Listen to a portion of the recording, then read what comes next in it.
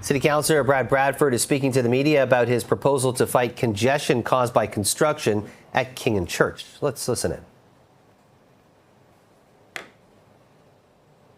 It is replacing a 142-year-old water main and rebuilding TTC streetcar infrastructure. But since this intersection closed, we've seen a significant increase in downtown traffic and congestion getting worse. Now, there are 4 busy streetcar lines moving more than 30 streetcars per hour that have been diverted onto Richmond and Adelaide. These streets are already under pressure from the Ontario line construction, lane closures, and everyday commuting. Let's think about Richmond and Adelaide and what they used to be like. Richmond and Adelaide used to be the best east-west pipelines through our city's core. Now they are the only option, and with the addition of bike lanes, loading zones, streetcar tracks, and the concrete Jersey barriers blocking off left-hand turn lanes, these roads that used to be 4 lanes are down to just 1. It's no wonder we're seeing the spike in congestion.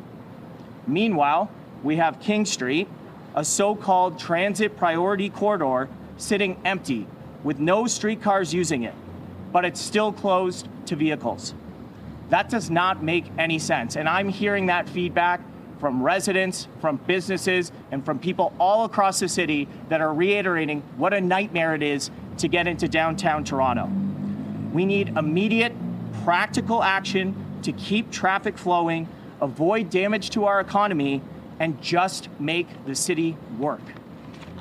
This is not about pitting drivers against transit users, because both of them are currently stuck in the gridlock on Richmond and Adelaide. This is about using common sense and looking for creative solutions to our problems. We should be making better use of all the corridors that are available at our disposal when we can, particularly one that is significantly underutilized right now, as you can see here on the site. That's why I will be introducing a motion at this month's council meeting asking the city to temporarily reopen King Street to vehicles between Spadina Avenue and Church Street for the duration of this work. I will say it again, there are no streetcars using this transit priority corridor right now. It is a transit priority corridor in name only. This is a simple step that would immediately relieve the pressure on adjacent east-west routes and help ease some of the traffic congestion across the entire downtown core.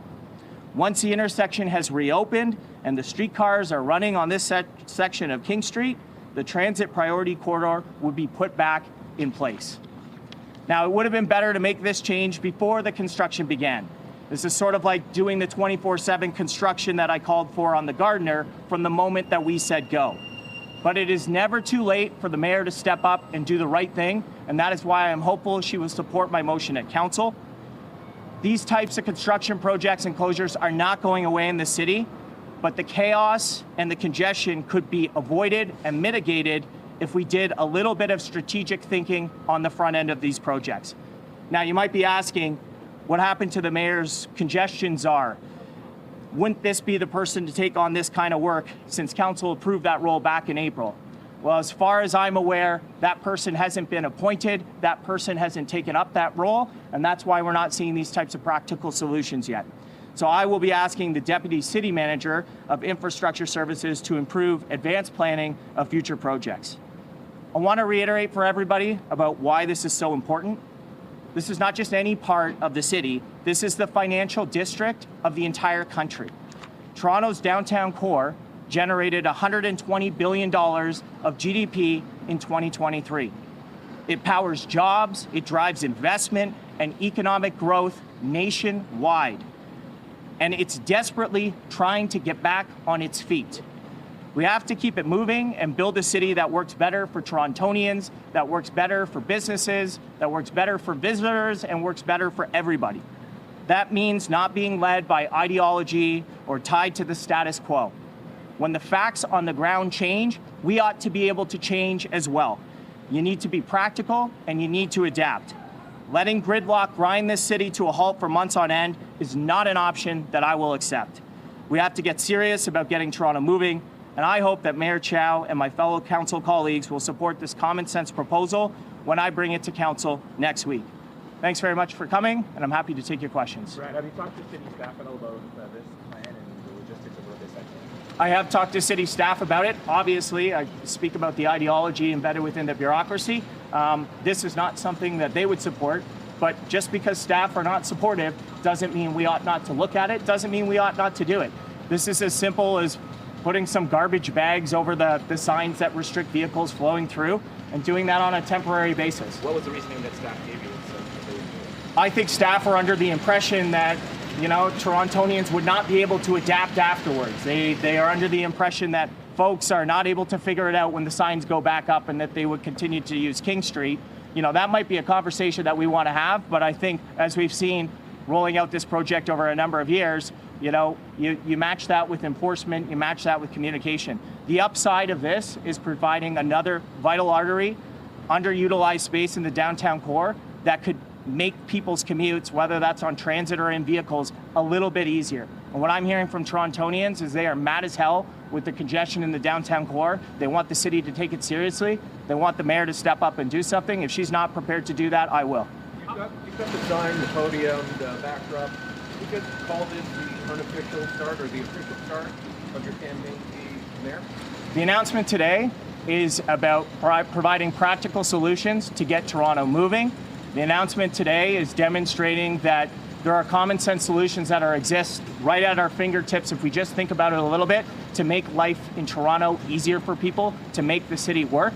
And that's what I'm focused on talking about today. But Councillor, respectfully, your placard there doesn't even say that your beat is East York. You're not in your own ward. Why is this a priority for you outside your own ward and not on your own issue?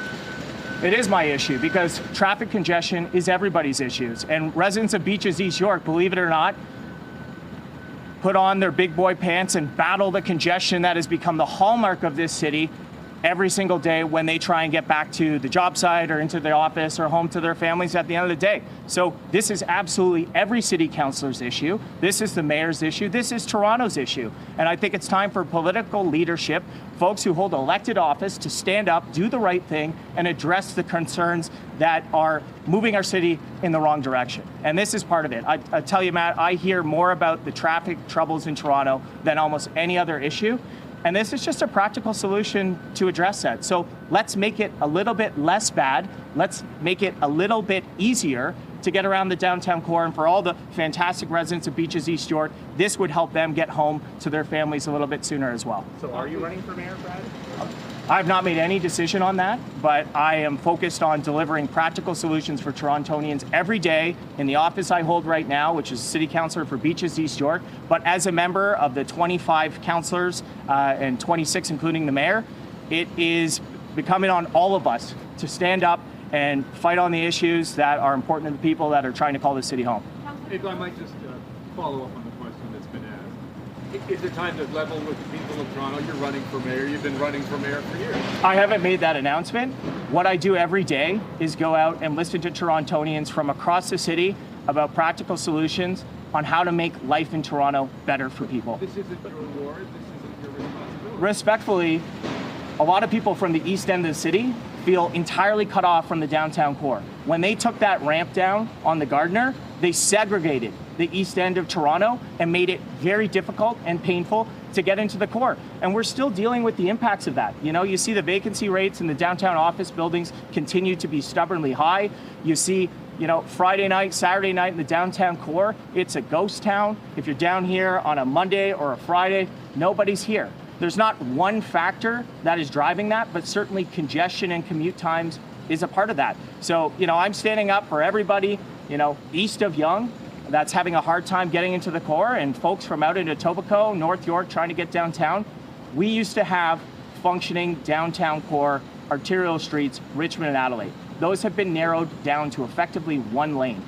King Street, the transit priority corridor street that doesn't have any transit operating on it, should be made available temporarily to flow vehicles. This is a citywide issue. It affects my residents and it affects everybody, and that's why I'm championing practical solutions. But Brad, respectfully, I don't think anybody's arguing against the fact that congestion is a core issue in the city. But what are they doing about it? No, that's fair, but members' motions are added to agendas all the time. Councillors do not make big to-dos about it like this, the way you are with the placard and on the street and all this kind of stuff. I mean, it sure seems like you're running for mayor.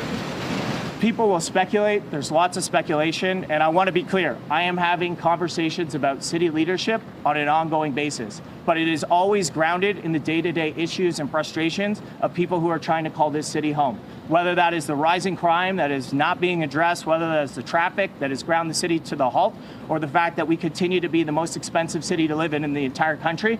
I'm raising a family here. I want others to be able to do that. I want people to be able to build a business in Toronto, and I want this to be a city that works. And if I'm going to stand up and advocate for those positions based on the feedback that I've been hearing, I think that is a good use of the office, the time, the energy, and that's what I'm here to do. Councillor, you said that the congestion has gotten worse since this project began. What evidence do you have to back that up? I might have some evidence for you on that front tomorrow from the folks at Esri that do all the GIS data stuff. I know they're looking into that. Certainly anecdotally, you can see it. As an East Ender, I take Adelaide back to the East End, and that is really, user experience where I reference the fact that it used to be 4 lanes and now it's 1. You've got these concrete barriers blocking off an entire lane for 300 meters to protect a left-hand turn lane. And, I see everybody funneled into 1 lane trying to get home. That does not make any sense. It's not a good use of the space. And then you couple that with what's taking place here on King Street, transit priority corridor, that doesn't have any streetcars on it. So why not make this available? It goes back to the thing that we see all the time. City Hall tying up every east-west corridor in the downtown without any consideration or care for how that's coordinated. That's why I pushed the mayor so hard on a congestion relief commissioner. And when she came forward in April with the promise of a traffic czar, we're all still waiting. And Toronto is waiting in traffic. They're waiting in congestion. They're waiting for the mayor to actually do something about it. This is a practical solution that I think would help a little bit. Councillor, how do you explain adding more personal vehicles reduces congestion? What I'm adding is more road capacity for the existing vehicles that are caught up in 1 lane on Richmond and Adelaide. So it's about leveraging the resources and the space and the capacity that we already have. Look at this. This is sitting here largely empty. And so it's about making it a little bit easier. We know those vehicles are here. I'm one of the folks that are stuck in traffic. I appreciate that. If we had better transit options, that might be more viable for more people. But unfortunately, the transit doesn't feel safe and it's not very reliable. So folks are in their vehicles. It's about adding more additional capacity that exists today. We've been listening to City Councillor Brad Bradford speaking to the media about his proposal to fight congestion in the downtown core, specifically in and around King and Church, where he's holding this press conference. We'll have a lot more on what he had to say about the morning and afternoon.